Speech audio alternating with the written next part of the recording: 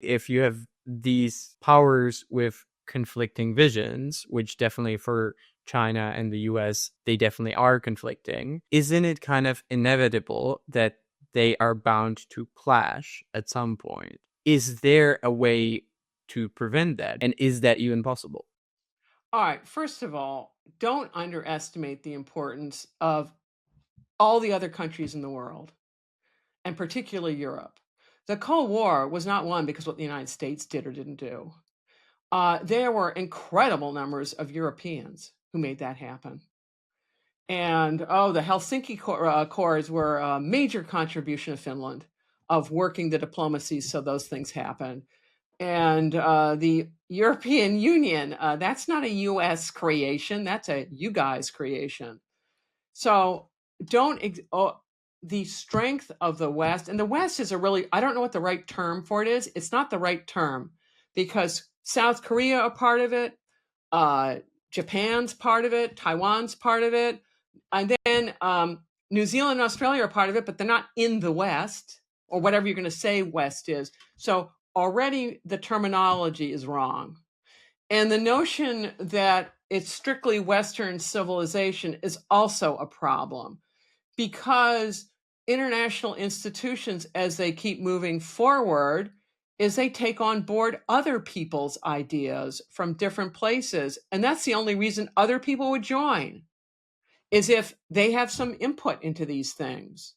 And that is the strength of these institutions, is forcing them to reflect the membership of them and the vital interests of them.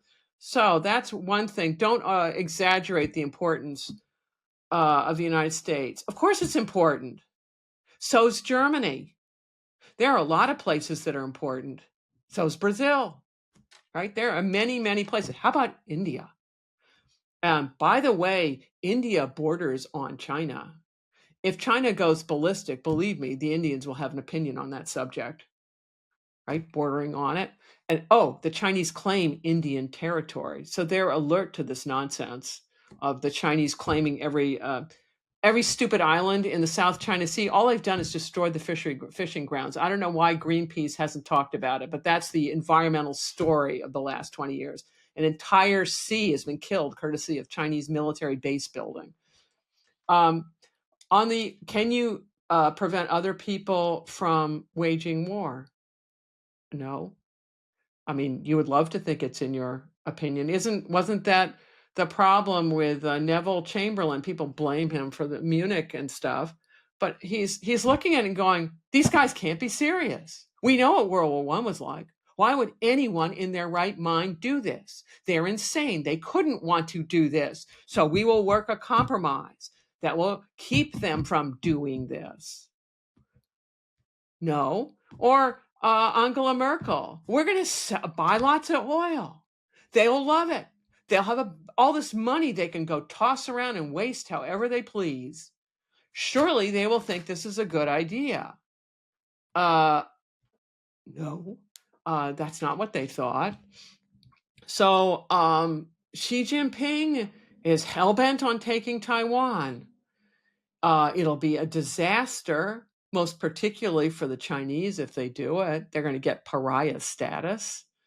And where people already moving all the smart money's moved out of China, which means it'll benefit other countries.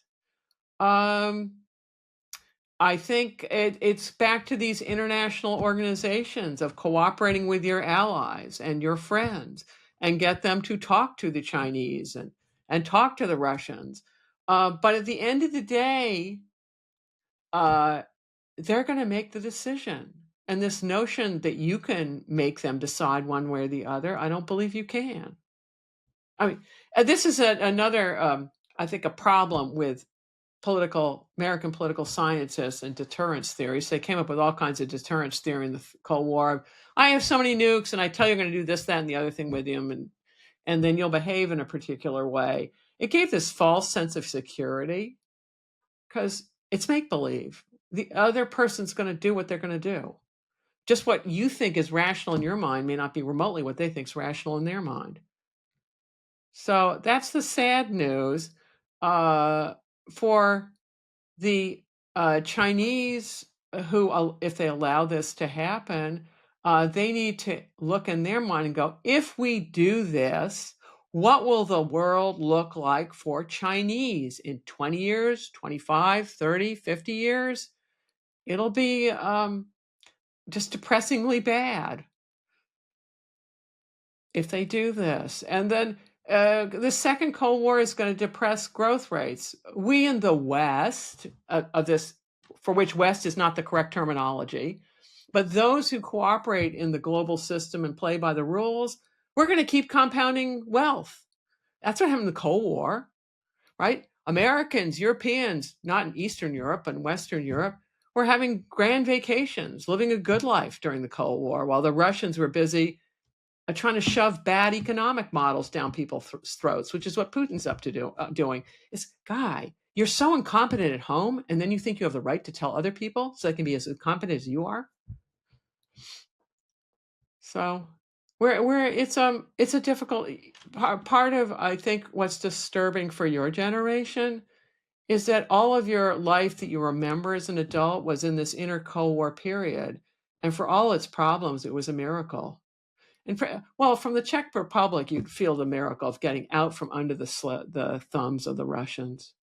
Yeah, your parents who'd remember all about it, going, "Amen, they are gone." And then you're living decent lives at a multiple of the standard of living because you don't have Russians there telling you to do stupid things and siphoning off whatever they can grab. If you're enjoying this podcast, chances are that you like to know what's going on in the world of geopolitics. And if that's the case, you might want to sign up to my newsletter. There's a lot of news on geopolitics, but most of it just doesn't actually matter. It's just chasing headlines, emotions, and breaking news. What I want to do is to try to separate all this noise and find the signal, the stuff that actually does matter and will have consequences months and years down the line. And so in